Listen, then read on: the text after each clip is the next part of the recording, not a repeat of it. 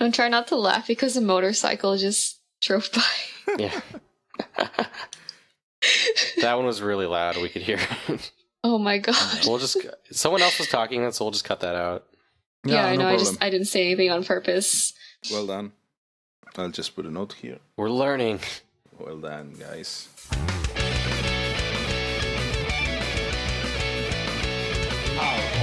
Welcome to episode 6 of Powerful, a Power Metal podcast. This is Four Gates, and I'm here with my friends LarryBiscuit, Heyo. Zelda Fan 355, Hey, how's it going? and the audio wizard himself, Darko. Hello, everyone. And today we are going to talk about almost power metal bands. Or are they?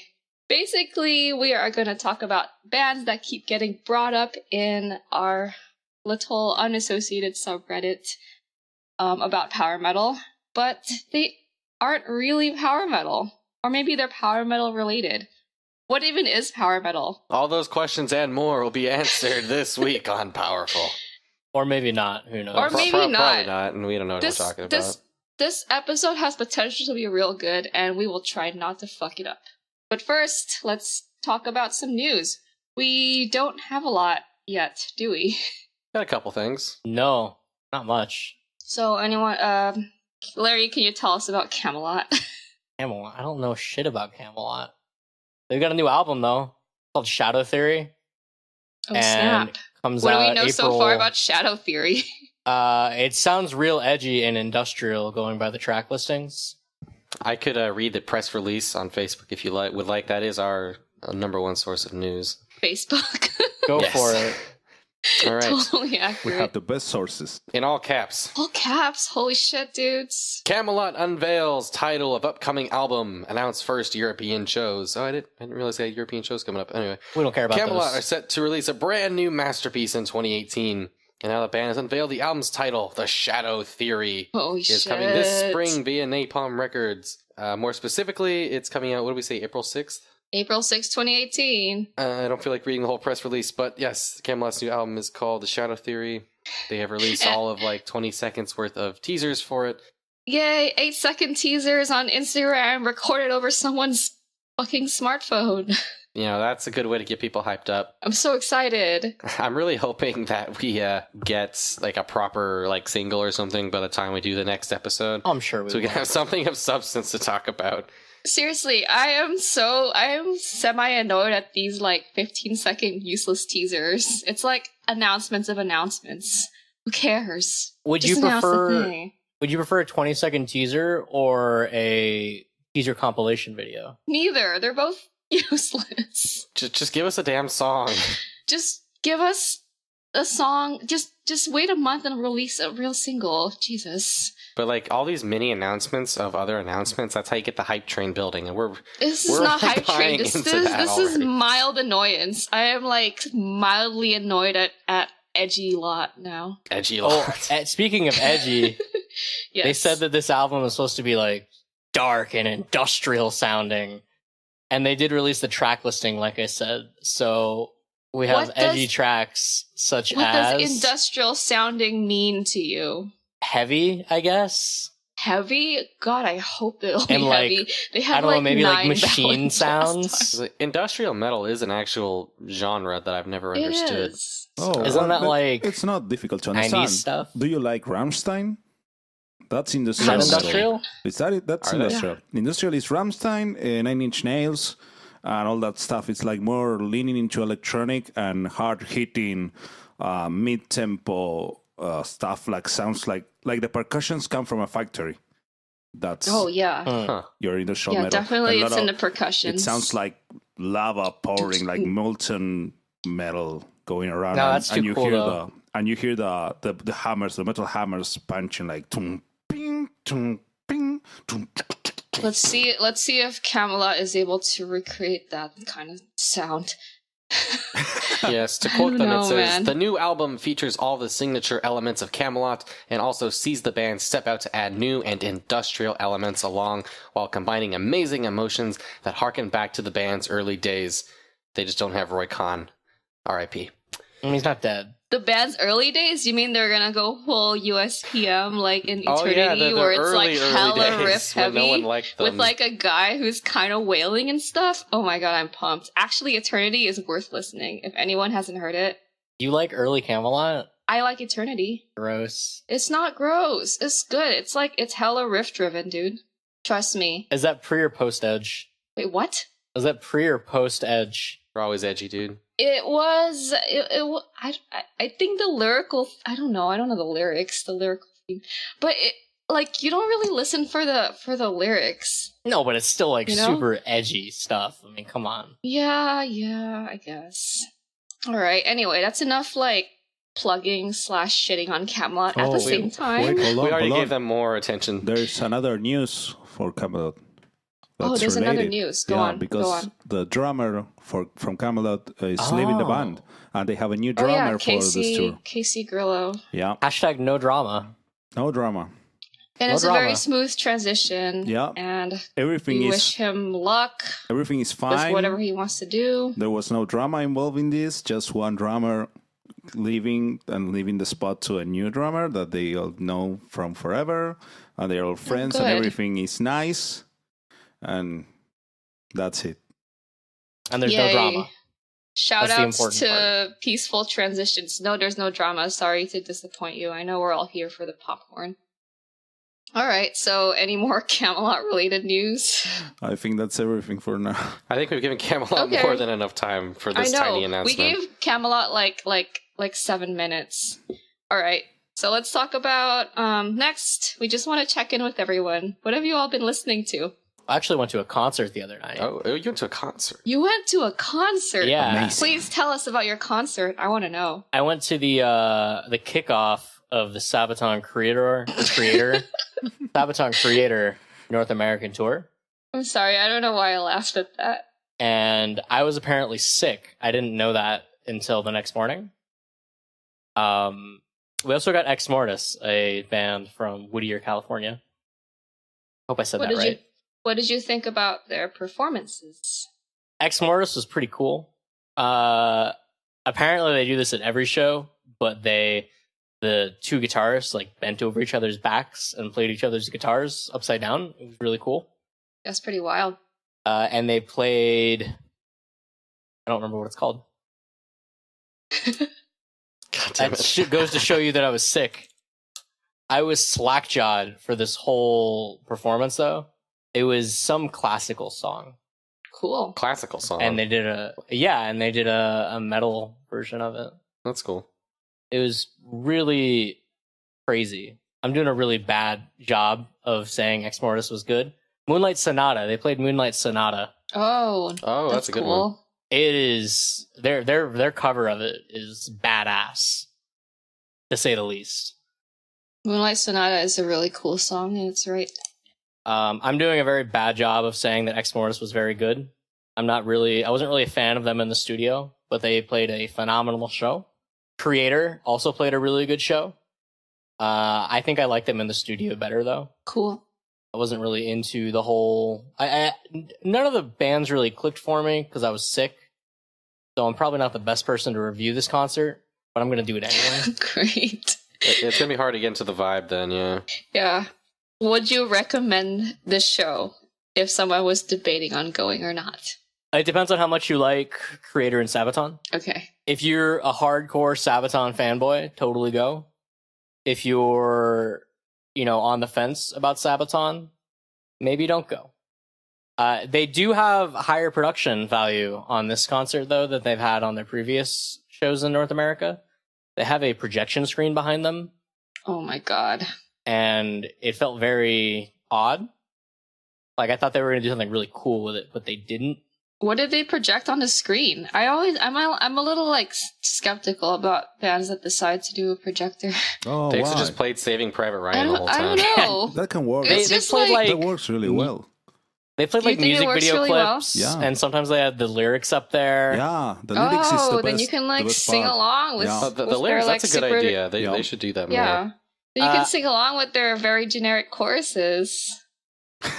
Oh, fighting words. My big gripe after the show, when I had time to collect myself, was that it felt very overproduced. Sabaton set Yeah. felt very overproduced and sterile. Did they use a lot of like playback tracks or something? No, they did a lot of the joking between songs. It was kind of annoying. Oh. The screen felt very overproduced. Well, they always use like the same jokes. They didn't do the same jokes this time. It was nice. Oh, really? Oh, good. Joachim actually like ripped his pants at the crotch or something. The Oh, fuck? that's nice. I wonder if that was planned. I hope not. He was hammering that up all night though. And then Tommy Reinseed, Mm-hmm. he's fairly new to Sabaton, like in the last 6 months, right? Yeah. Like a year or so, maybe. I don't know if it was the last 6 months, but he's their He's fairly new. guitarist now. He came on during like the last concert or the last tour, and he was fucking killing it though. He was putting all these little riddly diddly twists on the songs, and it worked very well. I was very Like a impressed. Von Conto riddly diddly twist? Or? No, Riddly, no. riddly, riddly. Well, I mean, he is a singer, so Dum diggy dum diggy dum diggy dum. he sang part of Got mit uns in Swedish. That was cool. The two guitarists and Joachim traded off on Got mit uns. That was fun. That's cool. Cool. Shout out to the Swedes. But yeah, I mean, overall, I guess out of 10, I would give it like a 6. Oh, Really? Well, at least it's above average, Yeah, it wasn't the worst thing. right? Depending on your scale. On my scale of 5 is average. 5 is average. Still sounds like a fun time. It would have been a lot more fun if I wasn't sick, but nothing really clicked for me. Fair enough. Fair enough. And like, I really tried, but nothing clicked, and it was kind of disappointing. But I'm sure it would have been better if I wasn't sick. Oh yeah, definitely. Cool. Well, thanks for reviewing. Did anyone else listen to anything worth talking about? Yeah, I listened to a couple things this week. I had some things recommended to me that I checked out. First was a band called Haggard, like a symphonic metal band that's been around for a while. I checked out one of their albums. I don't even know the name of it because I can't pronounce it. But it had like a scientist-looking dude on the front. But it was pretty cool. I really like the way they have like they'll have like the guitar riffs, but then they'll have like a cello or some shit like on top of that, adding like the melodies and a couple of vocalists. That was good shit. And I recently checked out the band Evil Invaders, who is like a speed metal band. They put out a new album last year that I missed actually, but that was really really good. I enjoyed that a lot.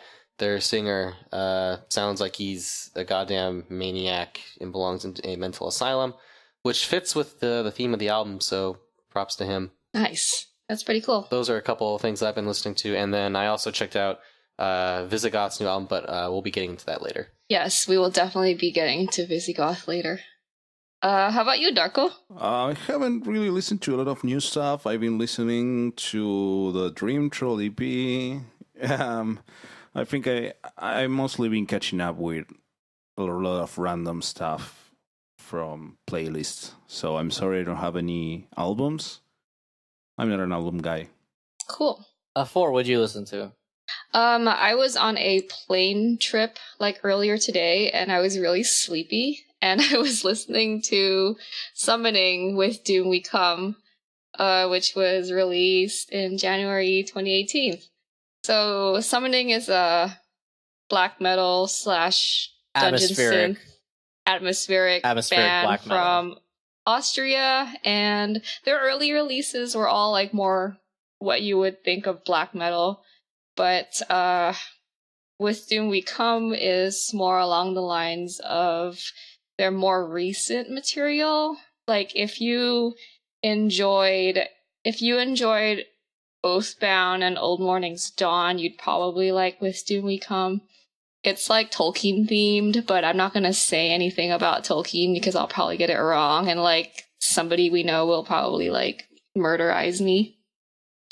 But this, like they usually just use, typical black metal, like anguished shrieks. I do love the vocals that Summoning uses, but here we have more like clean vocals style singing, which is a change. It's different.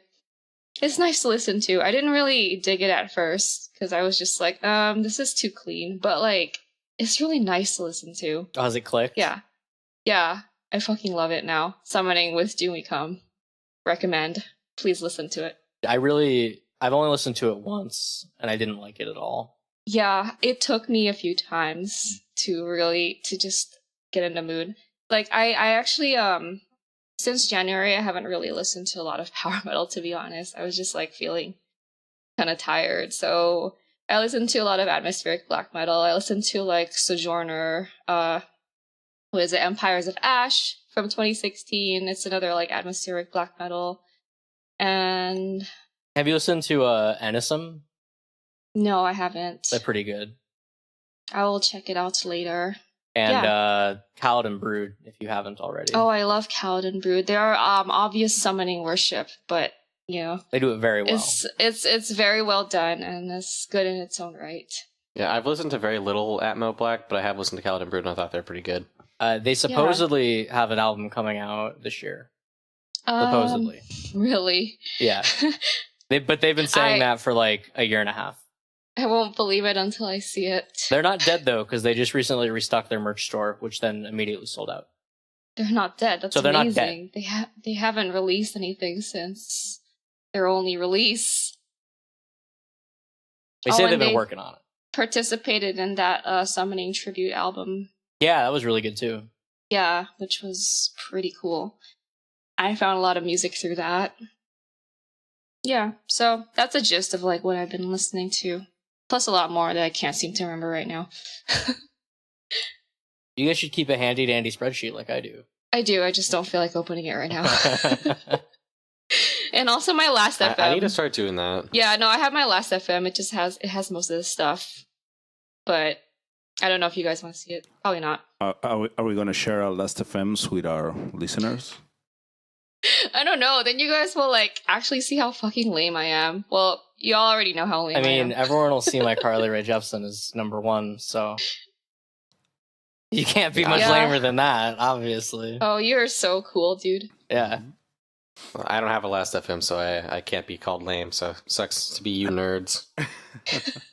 Nerds. I've been listening to a lot of trash, sifting through it to try and find good stuff from Russia. Trash or thrash? Trash, not thrash. Oh, like gross. Hey. Oh my god, you guys are the worst. I've been listening to a lot of trash from Russia, trying to find good stuff though. Did you find anything? I found 3 good ones in the last couple of weeks. All right.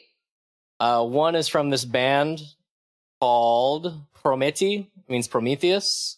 Okay. It's an EP called Snova Vyboy, Back into Battle. Very good. Came out in 2015. I don't know if they've done much since then because I can't read Russian. And all of their news is on their VK, which is like Russian Facebook. And I don't see anything that's been... Oh my god, why do you know this? It's like common knowledge. Okay, in Russia. And they have internet access. Do we have Russian listeners? If we have Russian listeners, say hi to us. Can you access Facebook? I don't know. If you can... They can. Say hi to us. They just don't use it for some reason. It's not like they're China. It's like Russia's a bit better. That's true. But good EP. I don't know if they're still alive. If they are, keep it up if you're listening. You probably aren't. They're a band to keep an eye on. They definitely are. If they still live. And they have some pretty cool art. Second band is called Troya. It's Troy. Album is Gimveri Vilibov. Means Hymn of Faith and Love. Very good. Their debut was trash, and then they slowly got better and better and better over the course of the next 4 albums. That's nice. That's good, steady improvement. That's good. That's the direction we want bands to go. Usually I drop a band if their debut is trash, but I was bored, and I'm glad I kept going. That's pretty rare. Very good album. Good find. You gotta believe, You're a lucky dude. They're also on Spotify, which is cool. Nice. So check them out, but you have to look it up in Cyrillic, so it's kind of annoying. Fuck. It's TPO backwards R. We will link these in the show notes. Feel free to copy and paste all of the Russian words. Last band, Epidemia, had a new... Epidemia is actually a pretty big band. Some people might have heard of them. They had a album come out last week called Legenda Xentarona, The Legend of Xentharon. Very good. I didn't listen to it in depth enough to do a legit review. I might do one later. It's very good though. Check it out. It's the culmination of like the last 4 albums, narratives or something. Who knows? I don't speak Russian. You're probably the closest to a Russian speaker we have, which is still pretty distant. Thank you for listening to this week's edition of LarryBiscuit's Rusco Roundup. All right. I just asked Google what it says. You know, Google Translate is a legitimate way to communicate with people speaking different languages. Oh, it's super good as long as you don't get, like, complicated. Yeah, totally. Okay, so let's move on to our main topic of the day. We are going to talk about power metal and things that are almost power metal. What is power metal? What makes power metal? What makes metal power? Exactly. When metal is made of power? Holy shit. This is a difficult thing because talking a lot with people, at least we, the four guys here, and Four guys? Yeah, I don't know how to say it properly. The four people here are constantly stumbling upon stuff that is sold to us as power metal, but doesn't feel like it. You know? It's false advertisement. Yeah, definitely. I need more power. Or maybe it feels like it. Maybe it leaves you feeling a little confused inside. Yeah. I'm very confused inside constantly. It's like when they say, here, have this Coke, and then you drink it and it's Sprite. It's fucking Pepsi, dudes. That's not the same. How would you feel about that? I would feel betrayed. Maybe it's a little dramatic. Yeah. If there's one thing that metal people will argue about to no end, it is genre classifications. Genre wars are genre back. wars. I'm glad we can dig into that today on this very special episode of Powerful. Yeah, because we are constantly seeing, like, at least in power metal, like it seems like there used to be a good definition of what it was, and then you get a lot of people telling you, hey, listen to this band, and you check it out, and something doesn't quite fit with the rest of the stuff, you know? And we have all these, let's go with, like, what is the one band that we've heard mentioned a lot that is definitely not power metal? Like, what band is named constantly around us, at least? There's so many bands that There's a lot we can get into. Yeah. Where are we going to start? We're going to get into a lot of those. But let's start off with, what is the definition of power metal, like, Okay. originally? Like from a technical standpoint? Like, where... Yeah, I guess, like, what are the characteristics of, like, a power metal song? Like, what are the sounds that you associate with it?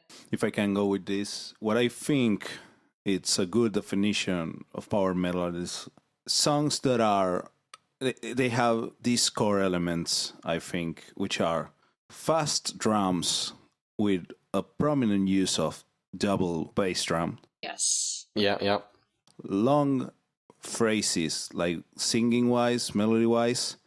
They are not like that fast. They are like in contrast to the fast drums. The notes are longer and very prominent melodies. And the melodies, the song melodies are usually in the higher registers. Major keys. Major keys. Happiness makes power metal, for sure. The sense of adventure that you get from listening to those songs, of preparing for glorious battle. Not the kind of battle where blood spills everywhere, but the glorious kind of battle.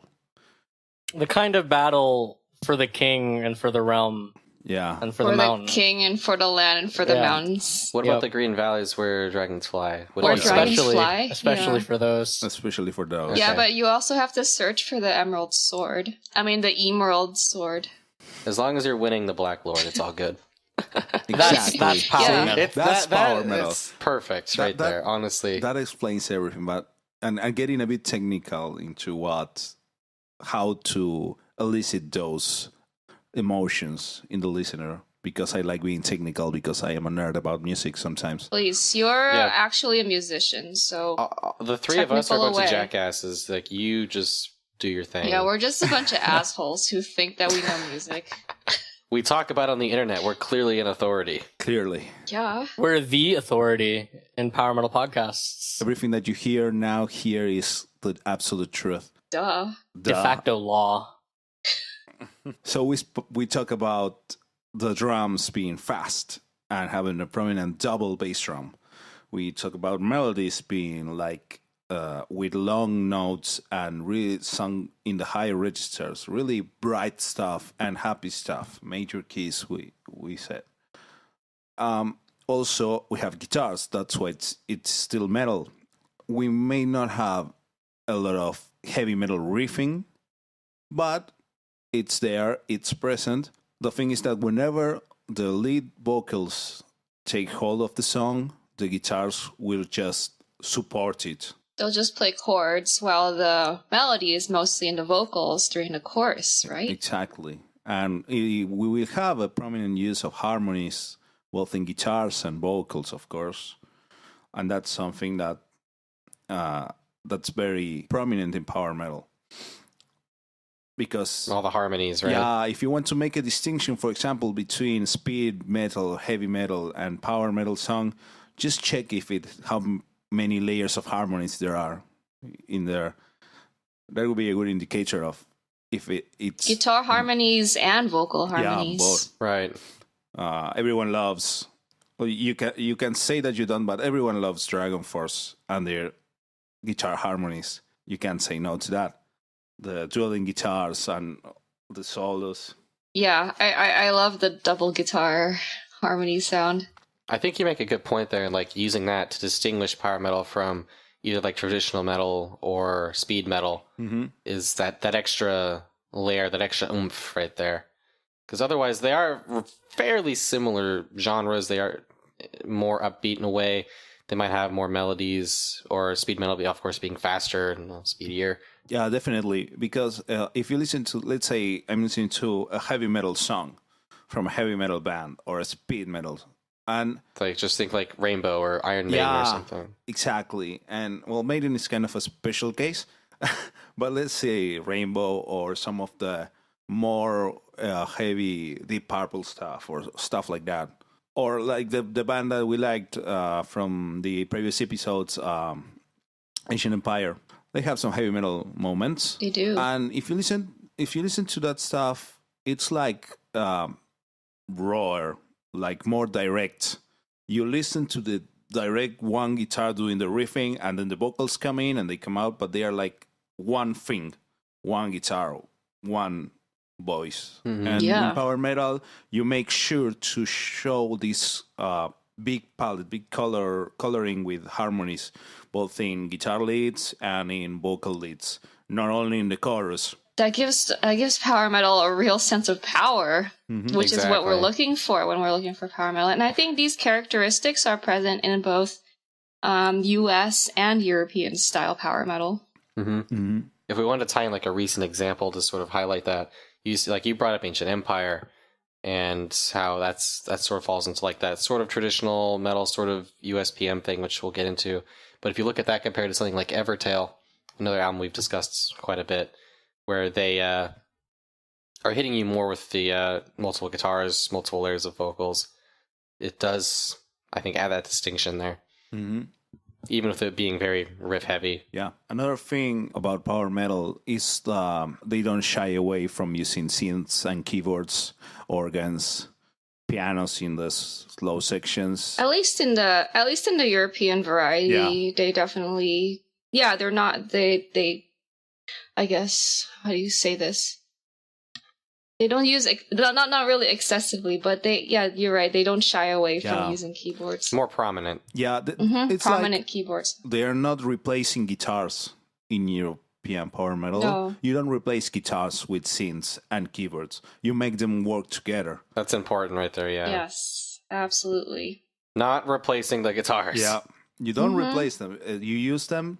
You just have the synth pads to thicken up things, to make them sound wider. To make more harmonies, to create more powerful sound. You spice it up. Yeah, same with orchestration. Like, you use orchestration to complement and, like, create this, like, glorious, powerful sound. It shouldn't be a crutch. There are a lot of bands that make the mistake of putting the synths as high as the guitars in the mix, and it just doesn't sound good. I would say I would go a bit just to make that a bit more technically correct. It's like it's not a matter of leveling and mixing sometimes, but just from the composition. When you start writing the arrangement, you can write an arrangement that makes the guitars and keyboards complement each other. Like Yes. a good example for this again is Dragon Force. Everyone knows that Dragon Force is like these two dudes that play guitar and everything is guitar. But if you listen to it, the keyboards are there all the time. And they are always complementing the guitars. Even when they're not doing their like video game sounds, they're adding like some atmosphere to it. Exactly. They're always there, and they're always there to fill any spaces that guitars might leave or the vocals might leave open. And it just makes sure to give everything more cohesion, more... Is that a word? Yeah. Yeah, definitely. Sorry. To make everything more glued together in a good way. Yeah. But the keyboards in Dragon Force, for example, they're doing a lot of stuff and playing a lot of complicated stuff and in many layers, but you never lose the main course, the main ingredient of your plate, which is the metal guitar. Of course, yeah. And the metal guitar is, of course, the most prominent component of like US power metal. And you have like staple bands like, I don't know, Riot and Virgin Steel and Jagdpanzer. Is it Jagdpanzer? I think it's just Jagdpanzer. And my favorite, Sabotage. And definitely, like, these are very melodic and still in major keys and still use that fast tempo. And they still have, like, very melodic, singable choruses, but the riffs are definitely more prominent and keyboards are little to none. Right, and that's something you brought up there is like those big sing-along choruses, those big anthems that, you know, fill you with, you know, the power that we're all looking for. We mentioned this on earlier episodes, but you know this is the power metal podcast. It's the chorus podcast, is what it is. Yeah, we fucking love choruses, U.S. power metal and European power metal choruses. Your verses don't matter. They do kind of, and maybe throw in a couple of like complimentary guitar riffs up in there. I love that shit. Yeah, definitely. All right, so now that we have told you all like what defining characteristic of power metal that we're looking for are, there are for some reason a bunch of bands that keep getting brought up in conversations about power metal, and I guess we can ask ourselves, why do these bands keep getting classified as power metal? Do they have power metal influence or characteristics? So the first category of bands that we want to talk about are bands like Nightwish and Xandria, which are... I was introduced to Nightwish as a Gothic symphonic metal band, but for some reason people associate it with power metal pretty often. Do you all agree with that Nightwish is power metal? No. It depends on the album, I would say. I'd say, like, overall, Nightwish shouldn't be considered a power metal band. Even if they have some songs that you could consider power metal. Yeah, like from Oceanborn. My example in the YouTube playlist that we'll have in the show notes is Pharaoh Sells to Orion. I really like that song. Yeah. Yes. This is a big disclaimer. Like, we should have said this. Every song that we mention now, that we say that it's not power metal, doesn't mean that it's a bad song. And this is really important. Oh, absolutely. That's a different analysis. Like, one song can be good or bad. That's one thing. And then what we're talking about is, like, how do you tag it? How do you introduce it to someone? Where do you put it in a playlist? Like, that's why we have genres. That's why they are useful. To say, hey, I like this kind of music. Can you share me music that shares the same core elements? So we're not. If we say this song is not power metal, that doesn't mean it's bad. It's a bad song or that we don't like it. We can say that. If we say that we don't like it or it is bad, that's a different thing.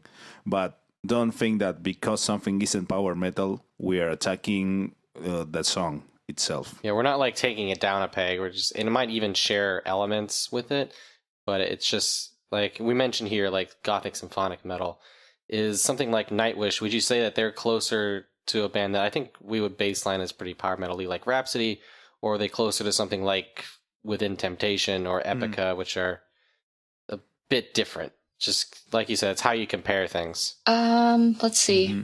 Yeah, I think Nightwish does have power metal elements in it. Like for example, Ferocell Saurian has that double bass pedal drums. It has like that. It has a prominent chorus. It has operatic vocals, but I guess vocal style doesn't really count. We're just mostly talking about the musical style. So I think vocal style is important, though. It should be included. Oh, yeah. It shouldn't be taken separately. Okay. And one thing that I want to say, because you mentioned all the elements that it has that we just call the power metal, but I think that where Nightwish fails the checklist is in the guitar department. Oh my gosh, yeah. I always feel so bad for Empu, their guitarist, like on stage. He's just like playing chords the entire time. I guess like he's there for like flavor. I feel like Nightwish is one of those bands where I don't know if it's because Tuomas like writes all of the compositions. The keyboards are actually more prominent than the guitars here. Definitely. Well, some of the Nightwish stuff, like earlier stuff, Oceanborn and Wishmaster, have a fair amount of guitar stuff on it. Oh yeah, Yes. Wishmaster especially. Yes, definitely. Like those two albums are like the closest to like Nightwish being like power metal, as opposed to just symphonic metal. Yeah, but by now that's a very small part of their catalog. Oh yeah. Oh yeah, for like recent Nightwish, like This was like 90s Nightwish. Now Nightwish, absolutely symphonic metal. Yeah, R.I.P. Empu. R.I.P. But this is one thing, like as I said before, like I like a lot of Nightwish songs, and I think the guitars there do what they need to do to make good songs. Yeah. Yeah, they're definitely like an orchestration focused. Yeah, but I wouldn't recommend Nightwish as a band to someone that wants to listen to power metal. I might give them some of the early songs and just the songs, not the whole band. Yeah, cool. And I think same goes with Xandria. For some reason, they keep getting classified, or like people keep posting it to our power metal, and I'm just like, this doesn't really belong here. They sometimes fall in that line of, because they have like the like catchy like big like epic choruses. I think as long as you're like have some like quote unquote epic elements, some people will call that related enough. Maybe that's how they get in there. And I would say that I think Xandria has more prominent guitars than Nightwish does. Yeah, probably. Yeah, because they don't have the budget for the big fancy orchestrations that Nightwish does.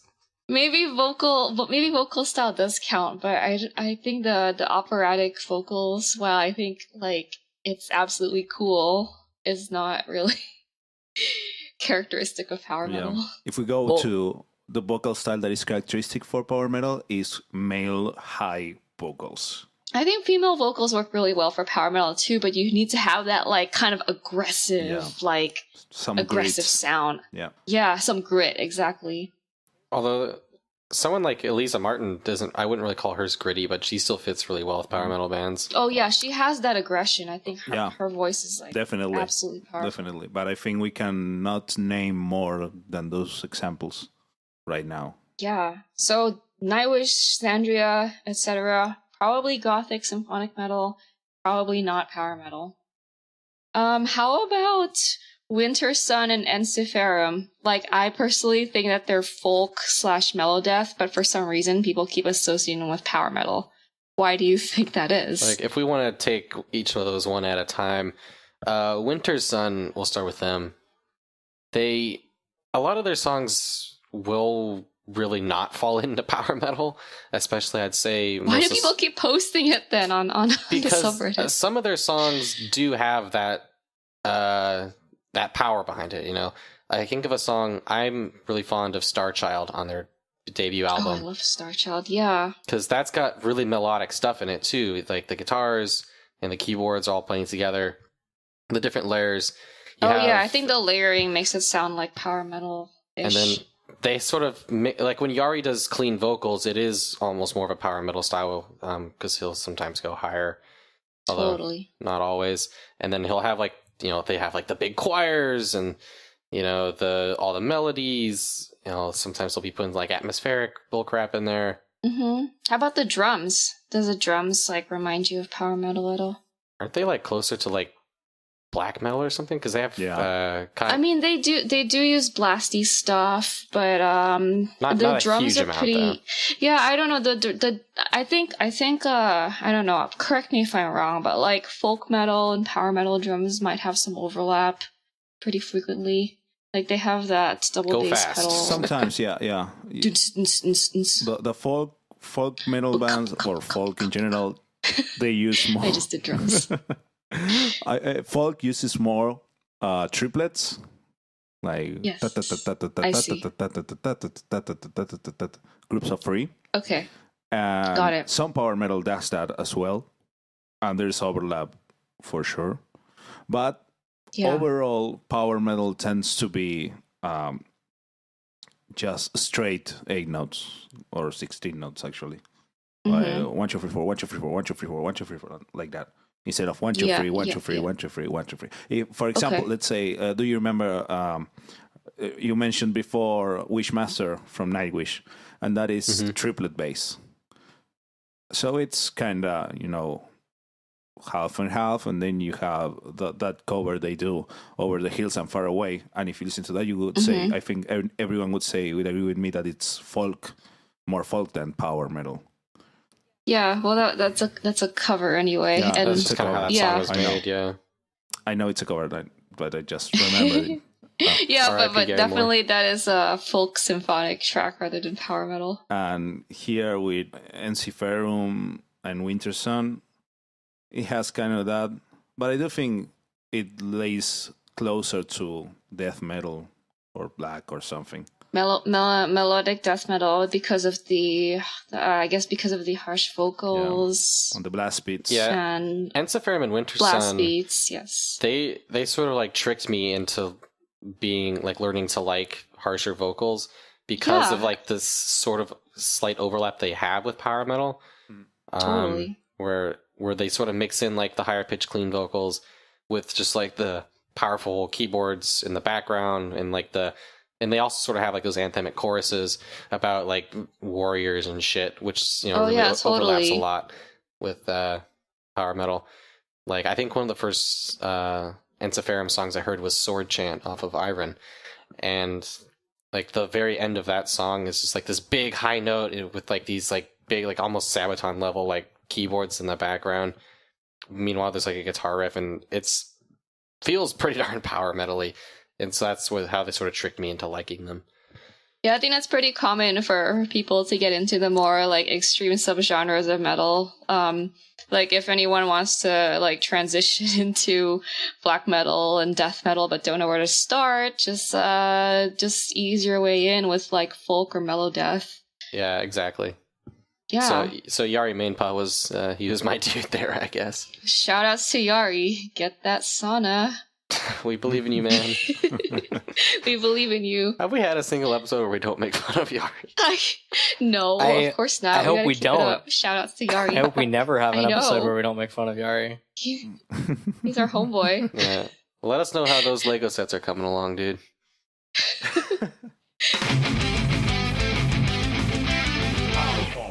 Speaking of our other homeboy, how about Alestorm? Alestorm. What do y'all think of Alestorm? Like, are they power metal? Alestorm is dankened memecore. This was a really big contention. Yeah, I am going to say right now, Alestorm is by no stretch of the imagination power metal.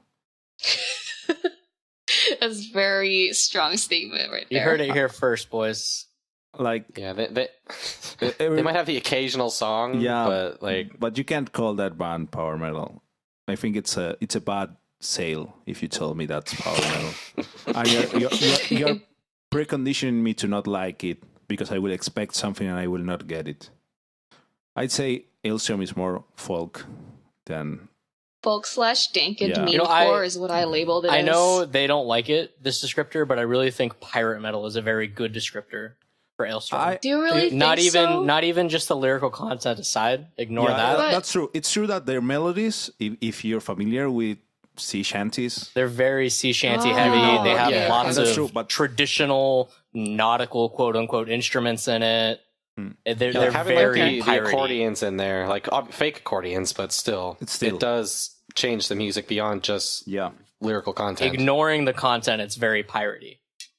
I think Alestorm has integrity in that they have 2 keyboard players, right? Like they play all that shit live. That's cool. Yeah, Chris does take his live performances pretty seriously, and I think he's big on not doing bullshit like that. Oh yeah, absolutely. So this is the first instance in which I've actually defended the label. I actually agree with you guys labeling it as pirate metal. Like I never really thought about the sea shanty angle. I always thought the label pirate metal was stupid because it's a lyrical theme. Yeah, like I would still hesitate to do that. I still lump them in as like folk metal or pop metal. Yeah.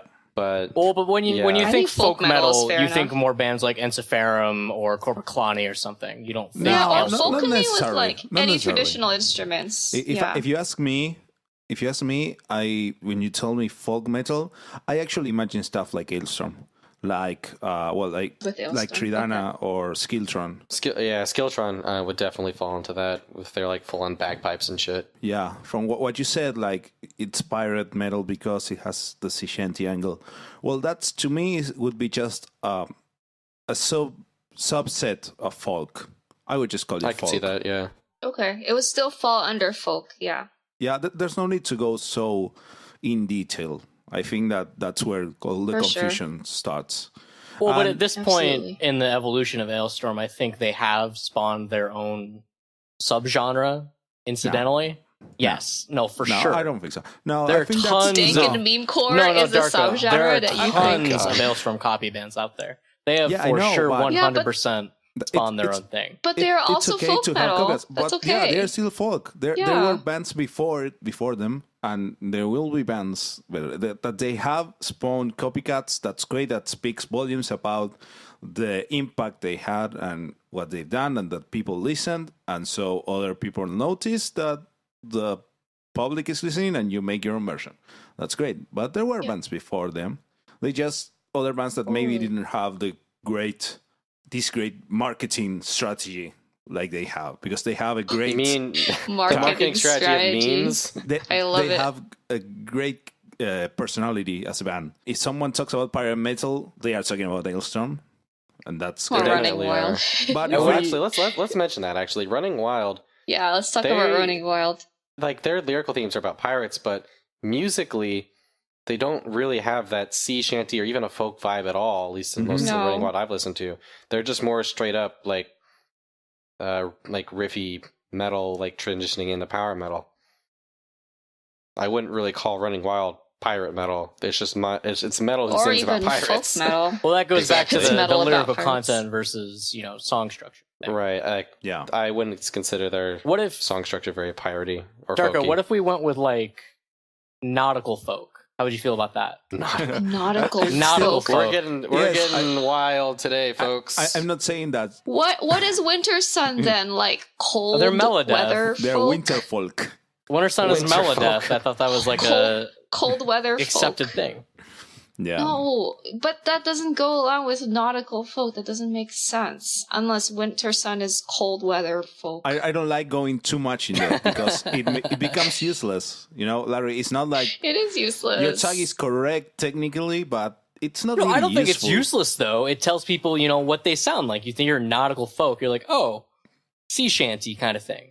I just say folk metal Just is a folk fine. metal. And also folk metal itself is a really broad Yeah. category because there's a lot of so I like some symphonic black metal as well. There's a lot of bands from Taiwan and China that use like traditional Chinese violin and like flutes in their stuff. It's their different countries' folk instruments. Yeah. That's also like folk. There's one thing with that is I think it's a special case because when someone says folk metal, everyone thinks of the same kind of folk, which is, I think, like European folk. Like Northern Yeah, European. exactly. Northern European folk. You use the folk metal, you know that it's European folk. Because I mentioned Skiltron and Tridana before, and they are both from Argentina, and they play European folk instead of Argentinian Yeah, folk. Skiltron is a really fascinating band to me. They talk about like the Scottish Highlands, meanwhile they're from Argentina. The Argentina And Highlands. I think they're hilarious. Yeah. That's cool. And then it doesn't even take into account things. Think about like American folk music or like bluegrass or country or anything like that. That's American folk. Or even like South American folk. I don't know, like Angra. Can you classify that as like Brazilian or like South American folk? What's that Mongolian band? Tanger Cavalry. Tanger Cavalry. Yeah. Or think about a band like Whispered. Like something like Whispered, who incorporates like those Japanese things. And Whisper are from Sweden or something like that. Yeah, like they just like totally like stole Japanese folk music Nah, for they their don't stole That's They just like cultural that stuff. appropriation. Oh yeah, they didn't steal Just it, kidding. but yeah, whatever. And the thing is, like, for example, here in Argentina, we have metal bands and rock bands that use folk elements from our folk, but we don't make a special distinction for that. It's just they use it. That's okay. That's their influence. But we don't separate it into a different genre. You just call it like heavy metal or symphonic metal or whatever. But then if a band is folk metal, that means they're playing European folk. Okay. Yeah, that's just the assumption. I think in the context of folk metal, I think it would be beneficial to say what kind of folk it's influenced by. You know, European folk metal or South American Hispanic folk metal, or I that think would there's be just very something descriptive. Like few or like such a small proportion of folk metal is not just that European folk style. there's a lot in Taiwan. well, I think it would believe help. me. I think it would help those other Taiwan metal. areas, you know, come up with their own thing too.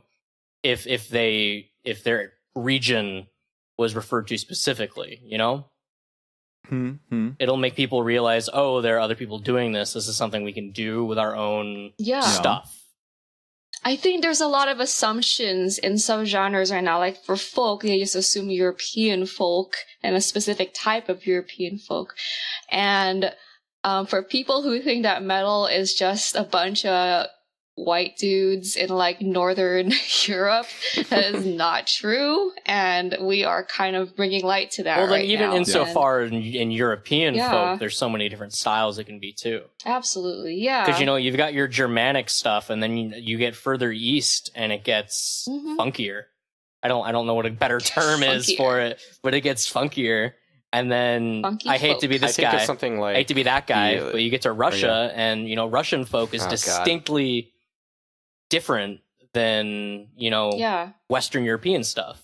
You get like the polka stuff from, you know, like Poland and stuff, but then it gets different. Yeah, I was thinking like the Witcher 3 soundtrack, like that kind of folk music is different and distinct from what we normally think of for sure, like folk metal from Finland or whatever. So should we, as 4 people on the internet, actively try to bring awareness into the diversity in folk metal?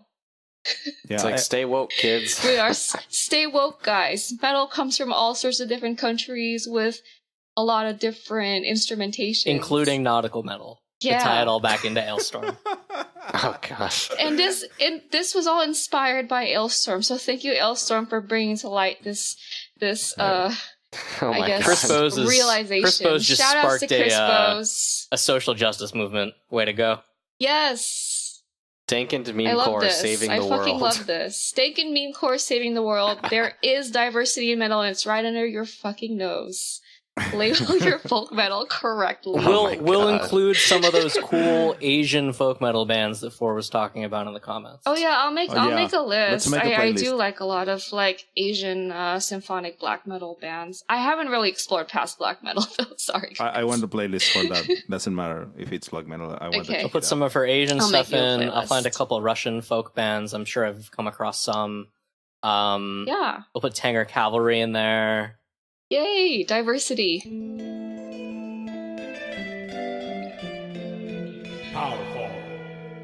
speaking of diversity, let's talk about pop and dance metal. Or trance metal, as I've heard some of them be called. Okay, so the two bands that we're gonna bring up are Amaranthe and Metalite. Let's start with Amaranthe. Are they power metal? Hold on. Is it pronounced like that? Okay. Isn't Amaranthe. it Amaranthe? No, it's Amaranthe. Amaranthe? It's I think Amaranthe. it's Amaranth. I think you just pretend that. Yeah, Well, Amaranthe you just is try to Amaranth. make it fancy with a silent E. I must have sounded like an idiot all this time. It's a French Amaranth. word. It means like blue or something. Oh, really? Is it? Yeah, Hey, something like that. let me Google It's like a Translate it type real of quick. blue. Is that fake news? No, it's real. It's really a French No, word. Googling I it. might have the word wrong, but it is French. I thought it was a kind of flower Oh. or like a No, plant it's or Amaranth. something. It's It might be Amaranth both. in French. It might be because it's the a So I was flower playing- is blue. It's the flower. I was playing Stardew Valley and like I grew some amaranth Yeah, it's and it didn't have the E on it. I just checked. Oh, it's and pink. It is French for Amaranth, like the title of the Nightwish song, which is the name of the flower. It's like a pink but flower. with the E, they just added that Yeah. on for fun. Yeah, no, because in French it's with an E. Yeah, Like French has silent E's for Oh. funsies. Also, because they use it to like denote gender or something. I see. So Amaranth, the band, And meanwhile, the band is Swedish. and the Sure. band is Swedish. And are they power metal? That's the Not really, No. no. no. Okay. They have a power metal guitarist though. Oh yes. So they are related That's in their tie-in. some way. Oh, because and we didn't mention it before, but everyone knows in Alestorm we have Chris has the power metal band. I forget Gloryhammer. the name. Gloryhammer. Gloryhammer, two Gloryhammer, albums. Yes, Third one's Gloryhammer. probably coming by 2020. Who knows? He tours a lot. Who knows? I don't believe it until I see it. They're in North America for the first time this September. Successfully. Theoretically, We'll see. if their visas work. Hoping visas won't be a problem anymore.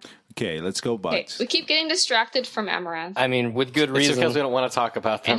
and how they're not power metal. Why are they not power metal? Why would they be? 'Cause they're Because they're a pop. pop band with a Yeah. guitar in the background sometimes.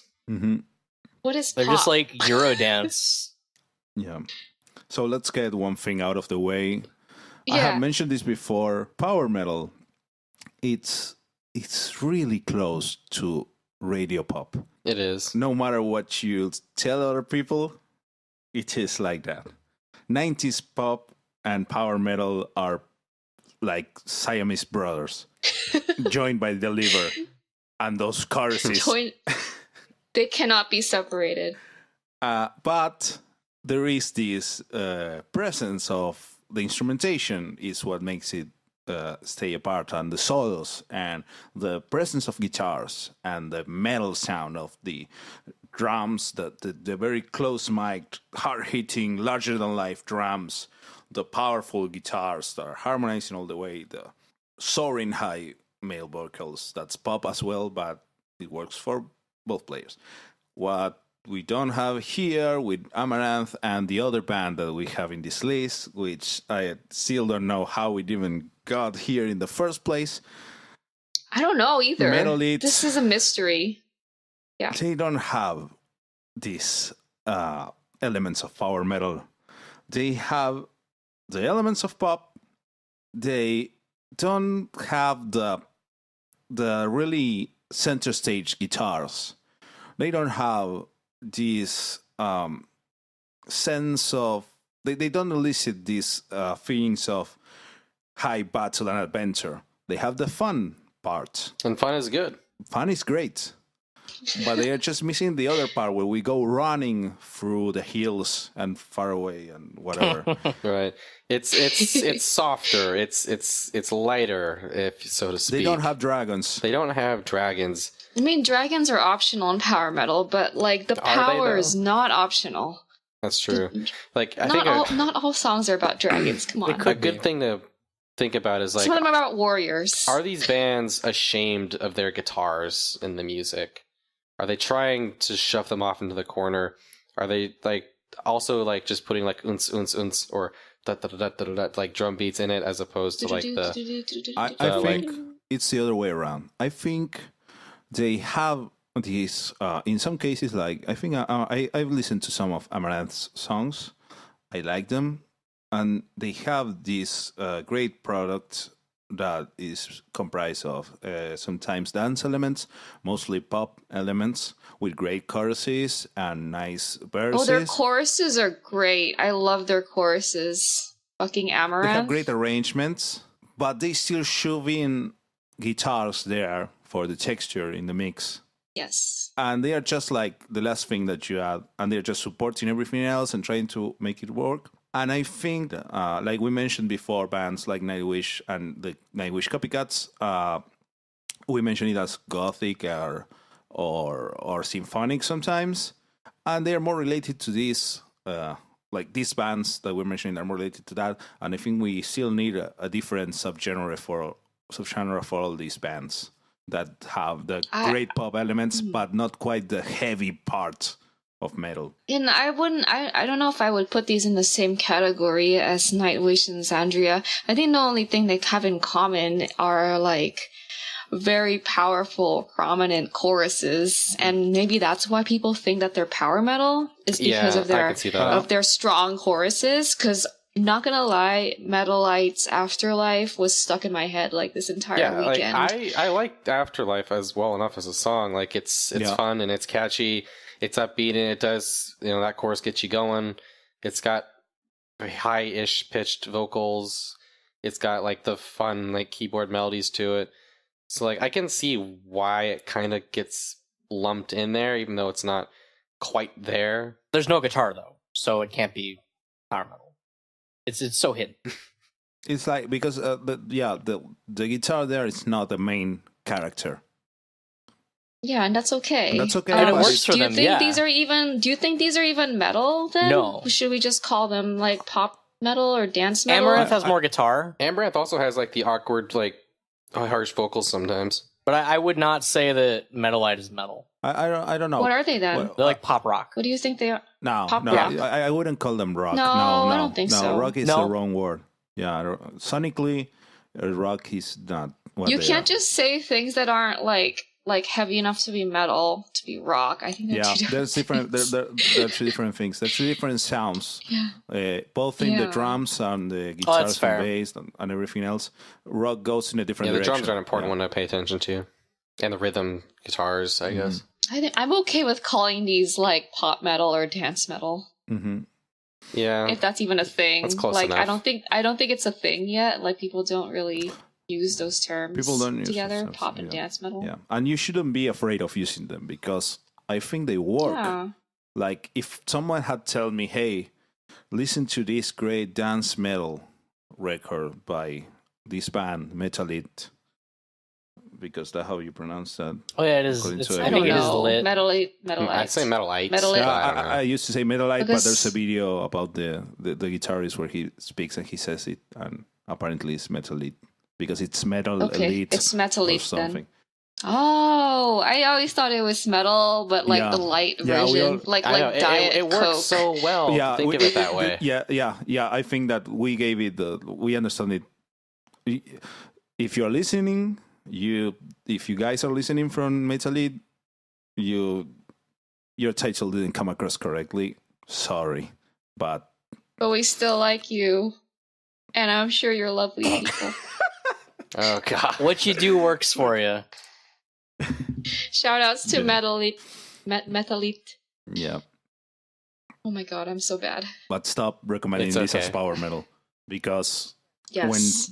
when I listened to this, being told that it was power metal, it was like that time, like I mentioned, You just get confused. You're like, what? I asked for a This is- Coke and you gave me Pepsi Light, and that's not cool, bro. Because now I don't like it because you told me to expect one thing, and I listened to a different thing that made me instantly not like it, and that's bad for the band Yes. and for the song. You tainted my enjoyment. Be honest. Communication is key, okay? In everything. And we are also diagnosing your relationship problems. Communication and honesty are the key. World peace, successful- fixing relationships. Man, we are the greatest Successful love and podcast friendship. ever. Yeah. No, I love this. We're not only like talking about music, but we're trying to, make ourselves Talking about life today. better, more aware folks. We're fixing problems. It Yeah. gets real here on Powerful. It gets real. Speaking of, well, I guess this is sort of related to that Sabaton. I classified them as melodic metal / arena rock. Do you all agree with me? Probably not. I've never heard them called that, but I'll sure. agree with arena rock or like arena metal Arena, or something. Yeah. Because I definitely think they're more metally than rocky. Yeah. Okay. I think I haven't listened to all of Sabaton's discography. Sorry. But their most famous mainstream songs, you can make a good argument that most of them are power metal. Okay. Yeah. Of everything we've discussed so far, like Sabaton is closest to actually being in Yeah, there. Sabaton's the most questionably power metal band we've talked about today. Of the almost power metal bands that we're discussing today. But they have a lot of mid-tempo tracks, but I guess Also, like other power metal bands. for sure. Right. Yeah, the thing is, like, I, as I said, I haven't listened to anything, but let's talk about, if you check the playlist, we added Primo Victoria there. This is one of the Sabaton's most famous songs. And Mhm. Yeah. that song is not power metal. I wouldn't call it that. Would you guys call it power metal? Just this song? I picked it because it was questionable. Like, I would associate it with power metal, but it doesn't really have the drum and the fast tempo of power metal. It has a powerful chorus. Yeah. It has guitars. Yeah, like the melodies and the choruses are like the big reason that Sabaton gets lumped in with power metal. But they don't hit a lot of the standard power metal things. Like, obviously, their vocals is a big departure than your standard power metal. Mm-hmm. It varies from song to song, but they are pretty synth heavy, sometimes to the point of overtaking guitars, though. Yes. Not always. It depends on like the song and the album. Yeah. Their earlier stuff, I think they weren't leaning so much on the synths as much as they do nowadays. Like, if you listen to Last Stand, it's just they're fucking bombarding you with the synths, and it's like, please stop. I know you guys are creatively bankrupt, and you got to stop doing this to try to. And everything quite. is the They same are quite creatively bankrupt. tempo. Almost. They're getting there. Almost. They're on like their last They have 5 like bucks. about 4 tracks.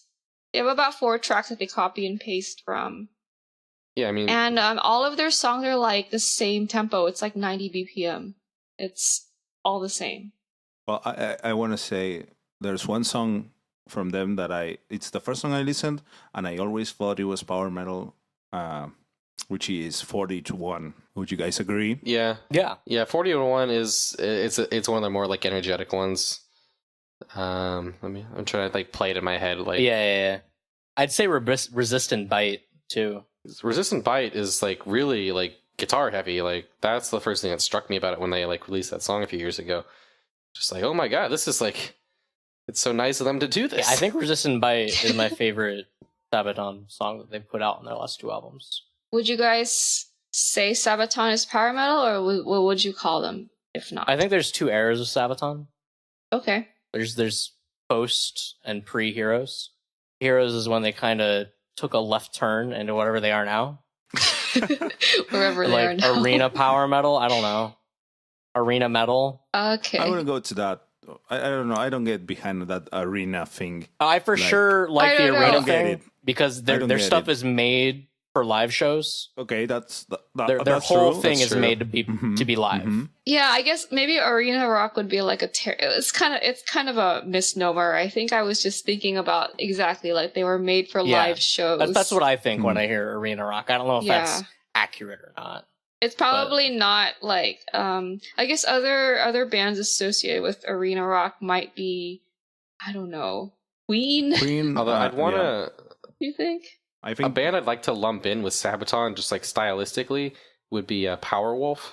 Yeah, for sure. Because they're a similar sort of like one trick pony where they have like that different vocal style, that's what and you then love it works. And They do one thing correctly and people love it. They hit you with like those really like overdone synths, except in their case, it's like church choir, organ, whatever things. Here's the Wikipedia definition of arena rock that I'm going to clip down a bit. It's comparing it to hard rock as hard rock started to get harder than, like OG rock or whatever. Groups creating material inherently designed for large audiences. Arena rock developed from their use of more commercially oriented and radio-friendly sounds. Oh, that's Sabaton. This does sound like Sabaton. Sabaton. I think that is the money part, commercially I oriented and radio-friendly. I concede with you. Darko gives up. So I'll go ahead and say arena metal. We're going to make that Arena up right metal. now. Arena metal. Okay, that's a good compromise. We have just coined a new subgenre for the Yes. industry. exciting Among day. our 5 folk subgenres, we have made arena metal. Let's create the subreddit right now and make it official. And you can be moderator. And I'll I was post the whole scrolling down Sabaton the Wikipedia page of heavy metal genres, and I think folk metal has the most subcategories of all of these. That makes sense. Oh. And that makes sense to me. Yeah. That's good. Also, doom metal has a lot on here for some reason. I have not explored doom metal in depth, but that's pretty cool. I think that there can be a little of things with Wikipedia articles about subgenres is that some subgenres are bound to have a lot of more detail than others because the people that like them are more prone to be online and actually go and edit that's Wikipedia. The nicher, Yes. the subgenre. Yeah. No, maybe there aren't 26 subgenres of doom metal. Once you get It's just all the doom metal fans are think they're very unique. dedicated. It was one really particular guy went on there and did it, and that's it. Shout outs to that guy. He's very dedicated to his favorite style of music. don't use You should Wikipedia make a though, podcast guys. about Use the Metal Archives. I think it's better. Metal Archives doesn't have our major partitioning of folk metal though. Yet. Go now and edit it, people. We'll see. Metal Archives is open source. I think you have to get it approved. Okay. but Oh, okay. they have mods, but it's open source. I want to make a little point here. I want to say that in the Arena Rock article for Wikipedia, the first line is, "That rock redirects here." Dad rock. Dad rock? Alright. Sabaton is Dad dad rock. metal. Oh my god, dad metal. It will be like that in 30 years.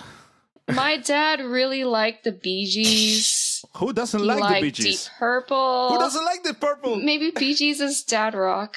My dad introduced me to Queen. Oh, I think my dad liked U2 and The Clash. Oh, your dad sounds edgy. I don't like you too. Cool, man. You know what my dad likes? You get a lot of music through your parents, and that's You pretty know what cool. my dad likes? What does your dad like? Heavy metal. Your dad is cool. Like- Oh, if only we could all be so lucky. Yeah, Yeah. Yeah. like Iron Maiden. My dad didn't go as far as Iron Maiden. Oh, I once showed my dad one of the acoustic songs by Blind Guardian. Not the Bard song, but another one. And he was like, okay, that's nice. Where is he from? And then say, oh, they're from Germany. Like, oh, yeah, they're European. He sounds like he has this grit to his voice and everything, but he still sounds like he studied. He's really classically trained and really European. And this is real metal. And he goes and pops in Judas Priest. Yes. And he's like, I thought we were listening to metal. Let's put this on. No, that's a really interesting point there. I think power metal vocalists tend to be the most classically trained sounding, whether they're classically trained or not. Not classically, but just trained. Yeah, okay, trained. It's not like to say that there's this preconception of heavy metal, like you're just a guy going there and rocking your ass off. You're just wailing Yeah. and being aggressive. And in power metal, it's really important that you are in tune.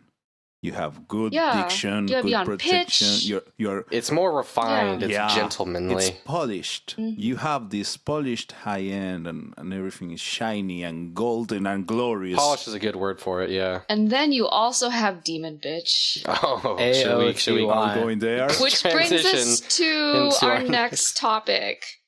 Heavy metal or power metal? Demon Bitch. Let's start with that, even though it's not our list. Is Demon Bitch power metal? That's a can of worms for our our group of people. Oh man, it will forever be OT, man. but it's not power metal. It's album of the year for 2 years in a row. Oh my god! It's album of the year forever, but forever. I can't and say ever. it's really power metal by any means. Power metal Like, wouldn't be no. recorded in a bathroom, first of all. Yeah. No. like that's giving it like too much credit, calling it a bathroom. The bathroom with the door open. And this is nice because so far we've talked about all the musical elements, like from the composition and arrangement that make power metal, but in all genres of music, production is part of the definition as well. Power metal sounds polished, sounds like really nice, and like a lot of work went into it. There's no concept of rawness in power metal. Everything's cooked and really nicely presented in your plate. This sounds like you're describing the opposite of Demon Bitch. Yeah, It's very much describing the opposite of Demon Bitch. Power metal is like French fine dining. Yeah. But Demon Bitch is like A burrito you like found that diner. It's like that USA diner down the road. Oh my god! Like you fucking love with it, it's but like with like a smash burger. Just kind of messy. No, it's like kind a of Waffle House. Fun. it's greasy. Is what Demon it is. Bitch is Waffle It's House. greasy. It's fried. It's delicious. It's amazing. Everything's covered in You gravy. need like 5 napkins. Everything's covered in gravy, and the utensils are greasy. But let's instead of making fun of Demon Bitch's I'm not We're making not fun of making it. I fun love of it. Waffle House. I genuinely love Or, Demon Bitch. a better way. Let's waffles. Let's go to the next Rather band. than- we Well, have here. Let's say what Demon Bitch actually is, because we never did. Yeah, well, because they have like It's heavy those metal. elements of metal. It's heavy metal. Yeah, it's basically just heavy metal. They don't have the It's heavy metal. Yeah. they don't have the same, like you said, the same polish, the same like melodic or like harmonized qualities that we've mentioned before. It's like you listen to Demon Bitch, you want to hop on your motorcycle and grab your leather and go like And like fucking eat waffles. eat some waffles and Yeah. break some rules. Like you're not riding off to a war To for slay the no glory. dragons, I just want some greasy ass gravy covered waffles. Now I want waffles. Fuck. Yeah. God damn Alright, it. so heavy metal or power metal? Satan's Hallow. Heavy metal. Halvesies. I don't want to talk about these guys too much because we talked about them at length in the other episode. Yeah. For sure, Yeah, we halvesies. talk about Just this. real quick. You can go and check Halfsies. our previous episodes, and we talked about Which is Satan's really Hallow. long. Yes. Right. There are a lot of these like new wave of traditional heavy metal type bands. A lot of them from the United States, who are sort of like, is it like USPM or is it just traditional metal? Because those are two very close they're genres. They're like going back to the roots of USPM or something. Right. Yeah. But, like, just remember what we said earlier about, like, metal, or, like, power metal versus other genres of metal. Even USPM, US power metal, even though it's riff-driven, it still has powerful choruses, it still has harmonies. Right. And Do you think bands like Eternal Champion and Satan's Hallow and even Ancient Empire fall into power metal? US power metal. right. And when we talk about Visigoth later, like I still feel like they fall into power metal with their choruses and like I guitars. think Visigoth is highly inspired by stuff like Riot and Omen, which Well, is, hold off I on think, obviously US power metal. that. Visigoth Slater. Hold off on that. Okay, Yeah. my bad. Teasers. Spoiler alert. A new wave of heavy metal, for sure. And that's along with other bands like White Wizard or Holy Grail. They could fall into those too. Dream Troll. Dream Troll. Dream Troll is another band that I don't understand why it was brought with power I don't metal. know if Dream Troll is, because it's heavy metal, Yeah. and sometimes they get mixed up with power metal. So it sounds like we're saying these aren't power metal, but they have some really close similarities. like most other things we brought up today. Because it all came out of heavy metal. Yeah. Back in the day. Well, yeah, because this is the original thing. So like during that transition from like heavy metal into power metal, there's a lot of middling stuff kind of like this too. Mm-hmm. Definitely. I mean, it's not as distinct as something like black metal, or it doesn't have a violin in it or something like that.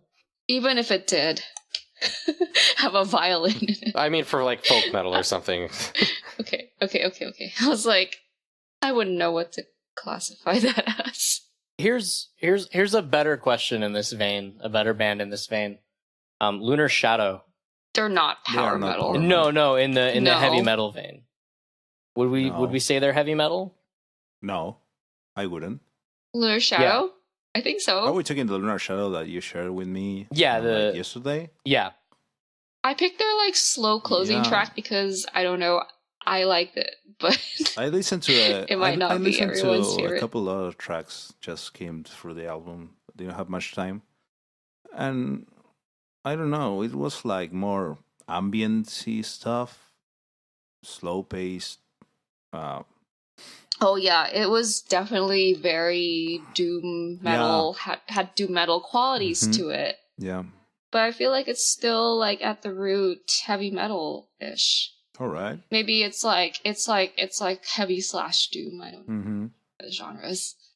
Okay. I haven't listened to Lunar Shadow enough to give them a proper classification, but they struck me as also falling in line with that sort of like more traditional metal. Because they've totally got the traditional heavy metal vibe and sound, but like Darko said, they are very meandering. But they are slower. They are slower paced. They're very atmospheric. They even have harsh vocals. They get blast beady sometimes. But yeah, I think we're all having trouble distinguishing between heavy metal and like US power metal. Yeah, they're very close. They are very close. They're very close. Yeah. Because the one thing that really pulls, to me, the one thing that really distinguishes power metal out is like this: let's bring full-on layered choruses and use the strings and the synths and the pads and all that butter to join everything else that USPM tries to use like really sparsely. Is USPM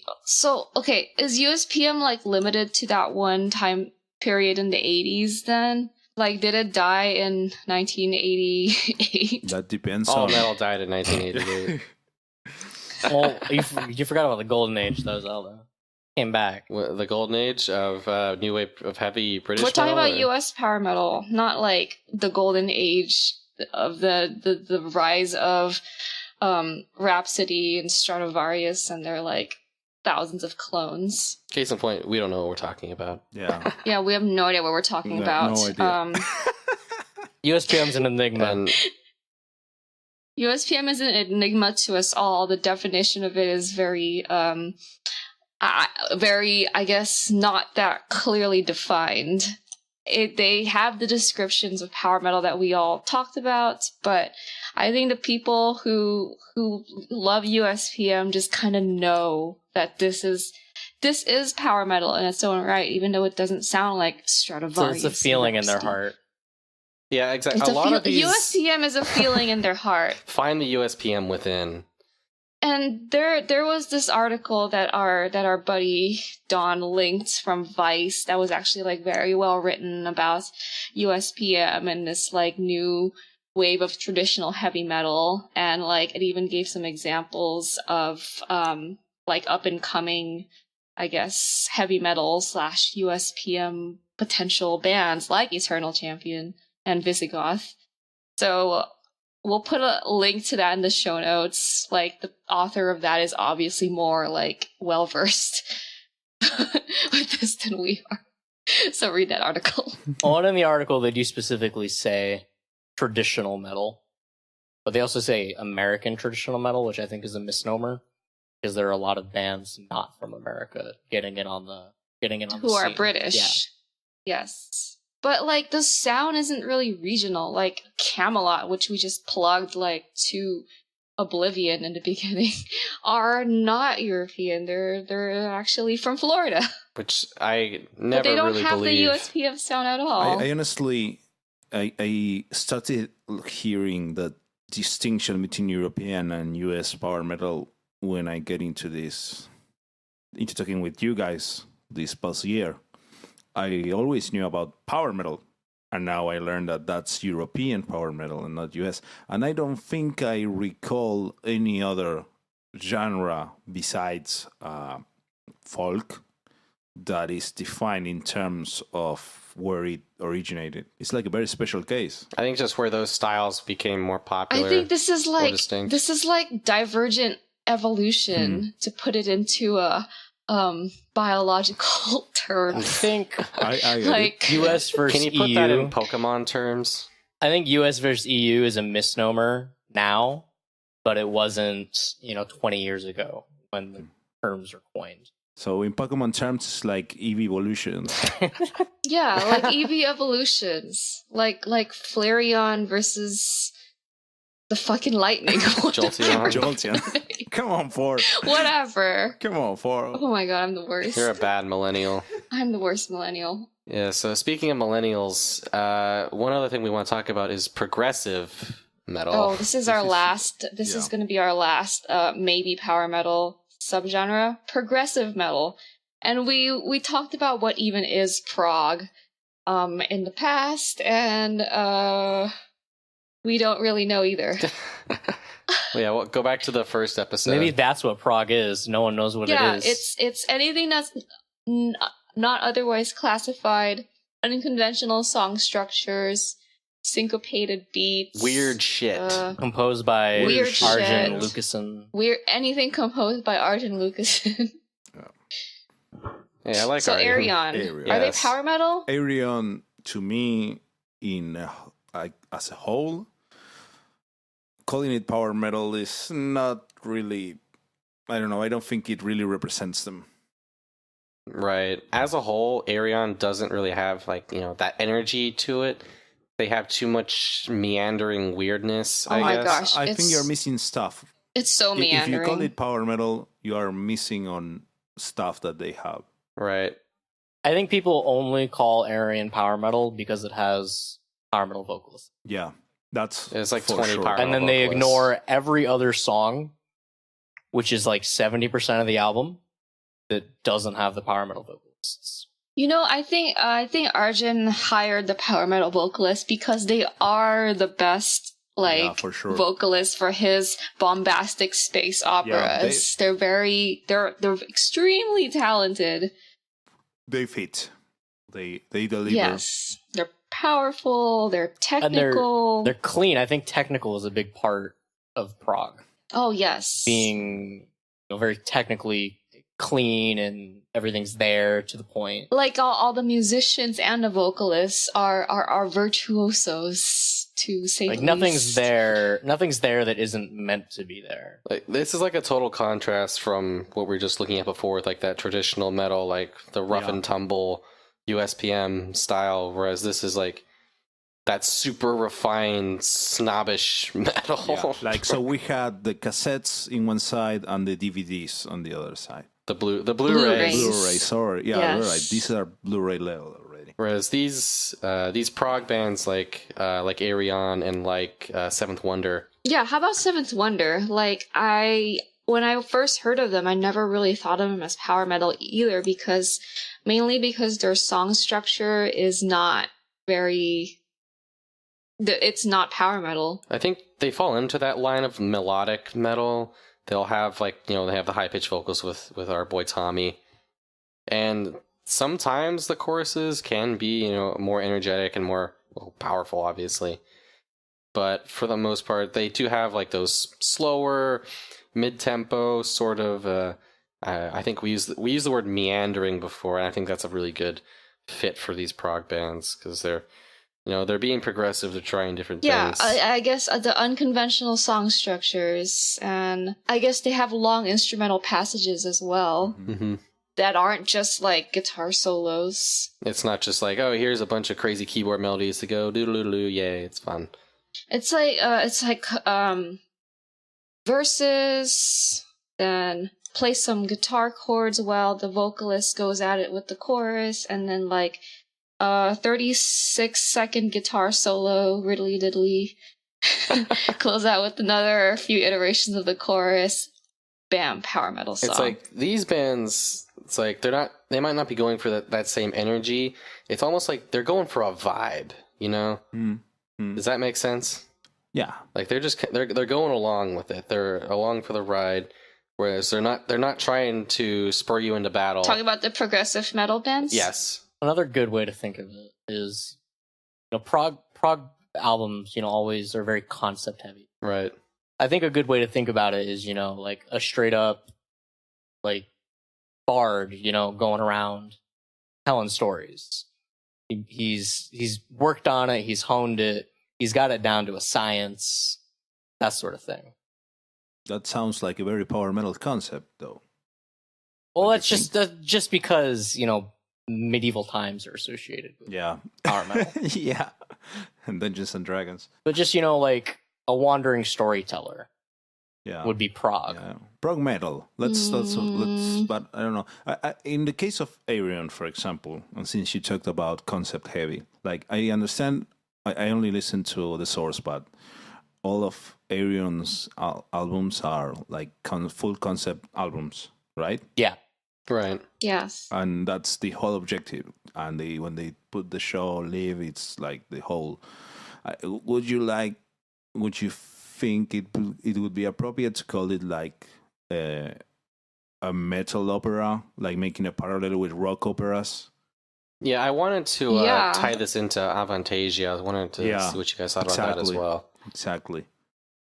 Avantasia will go with Ayreon, although Avantasia is more power metal. Definitely. It has the slash. But they have other like elements of non-power metal also. Yeah, but the difference is in the blend, like the proportions. Like, yes. Yeah. Avantasia has mostly power metal sound. They don't go for like the weird, like just the weirdness and like the interlude things that your normal progressive band will do. Yeah, Ayreon is like composed, at least the source, in more like a musical than any other type of music. Mm-hmm. It's like it's not just like a musical album; it's like a whole experience in a way. It's a rock opera. Mm-hmm. Yeah, I guess. So progressive metal, I think, is not only consisting of rock operas. It just happens to be that the two examples that were here, Ayreon and Seventh Wonder, are a type of rock opera. Yeah, definitely. And like, Welcome to Mercy Falls is a concept album. It tells a story. And I think albums like Savage's Streets would classify under progressive metal / rock opera as well. But there's, I guess, again, these have power metal, like characteristics, musically and chorally, but not on a song per song basis. Right, and like I'll hear things called progressive power metal, decently often, because there is that bit of overlap. Usually you could slap progressive onto anything. True. Because it's like a modifier, but it has to mean something, not just throw it there because it just has 1/5/4 bars. Wow. It's like, oh, it's a buzzword. Like it can be like that too. Yeah, it's like you wouldn't call Metallica a progressive metal band, right? Not really. Would you? If you listen to Master of Puppets and Battery, they have odd sign signatures that change from bar to bar, and tempo changes, and key changes, and all that fancy stuff. I guess you just gotta, it's like USPM, you gotta feel it in your heart. Mm-hmm. You wanna see what's the objective, what's the predominating response that it brings in you. Yeah, so I guess in conclusion, we went through a lot of bands that people would say are power metal, and while we say it has some power metal elements, should probably not be classified under power metal. And like they might have some songs that are more power metal, or some albums, and like they'll have those elements, and so there's like a gray area of whether or not they belong. But in a general sense, I hope everyone enjoyed this pretty detailed walkthrough of all the different styles of being close to power metal, but not quite. but not quite. And if you think you know more about it than we do, yell at us. Yes, tell us in the comments. Tell us how horribly wrong we are. We made this whole episode to spark the greatest genre war of all time. Hashtag genre so let's just get that wars. going. Yeah, and to partition folk metal into like a million different categories. Yeah. And please It's totally our purpose. make sure that you send this podcast to everyone else to let them know how bad we are about this, how wrong we are. And send it. Share. Or you can be really polite because we also love positive feedback because like you all, we are humans with feelings. So if you have any musical suggestions or some positive feedback, we'd also love to hear that too. Yeah, for sure. Right? We have feelings. We are nice people too, just like We are all just lovely like people. Delane. We are lovely people like Delane Just like the An Elven King. and Alvin King. They're Great people. great. So to wrap up this episode and not to belabor this, we would just like to quickly review 2 albums. Well, 1 full length and 1 EP. The first is Visigoth Conqueror's Oath. So Visigoth is a band from Utah, United States of America. And they had their debut album, which was called The Revenant King in 2015, JK. And I think they are solidly classified as heavy metal. And what did you all think about the Conqueror's Oath? I thought it was boring.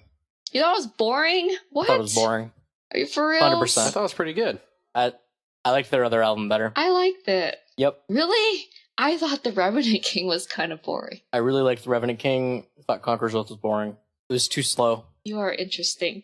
Too slow. Revenant King is way slower. Yeah, Revenant King was had a slower. lot of all of the songs there were like 6 to 8 minutes long, with the exception of Necropolis, which is a Manila Road cover, which I thought was a really good cover because, I don't know, the Manila Road vocalist sounds kind of weird to me. Or maybe I listened to Visigoth on Friday when I was sick.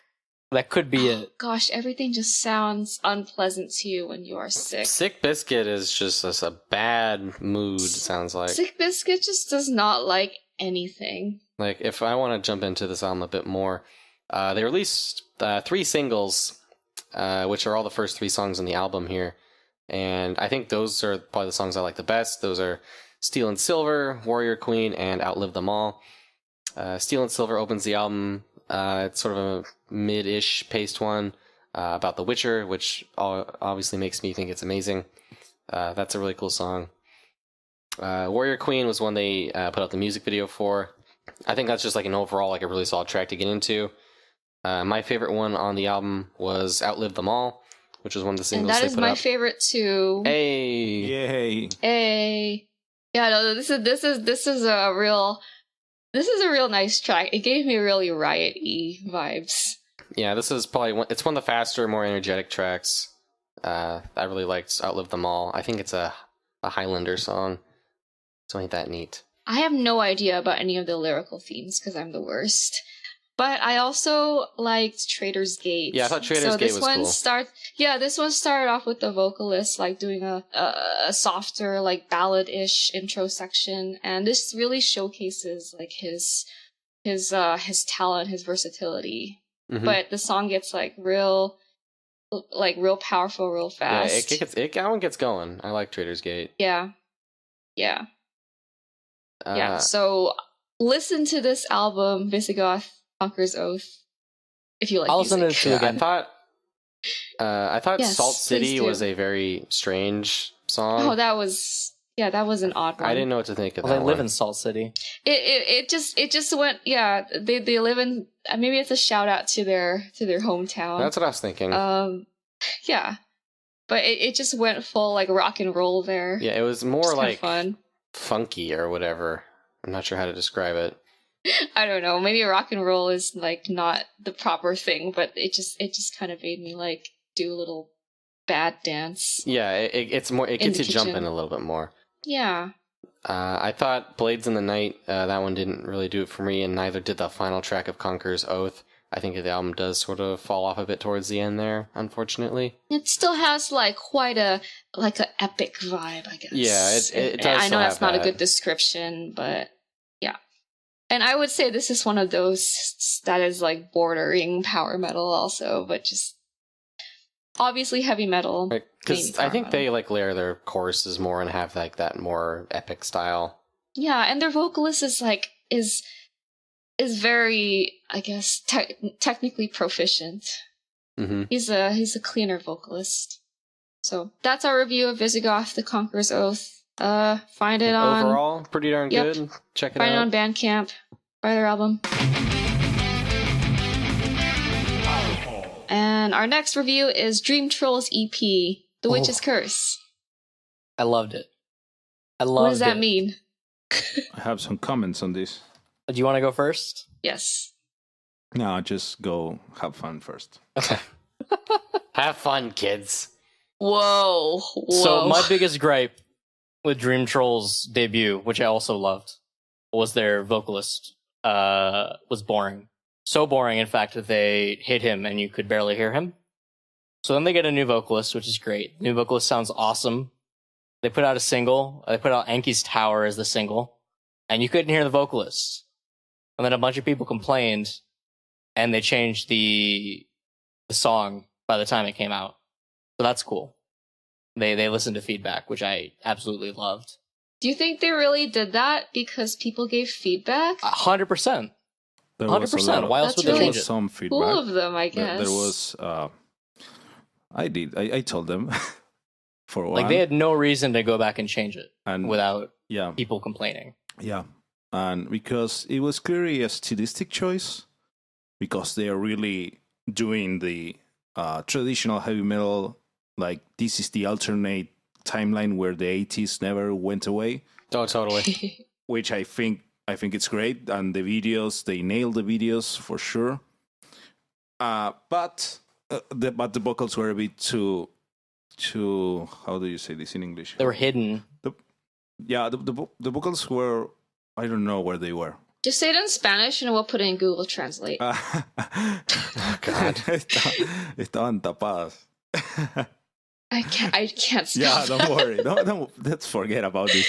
They were like behind everything. They were muddy. They were hidden. Okay. Not Got muddy, it. but I just, if I wanted to, I couldn't really make out what he was doing or saying.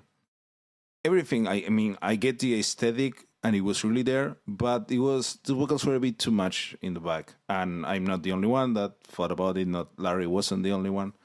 And the aesthetic is totally 100% still there. Yeah. Now it's just better though, because I can Sure. I can hear the twang on this new singer's voice, and I think that twang is 100% the best part of this new vocalist. He gives it like this roughshod kind of, American South kind of feel, but they're from England, so it doesn't really work.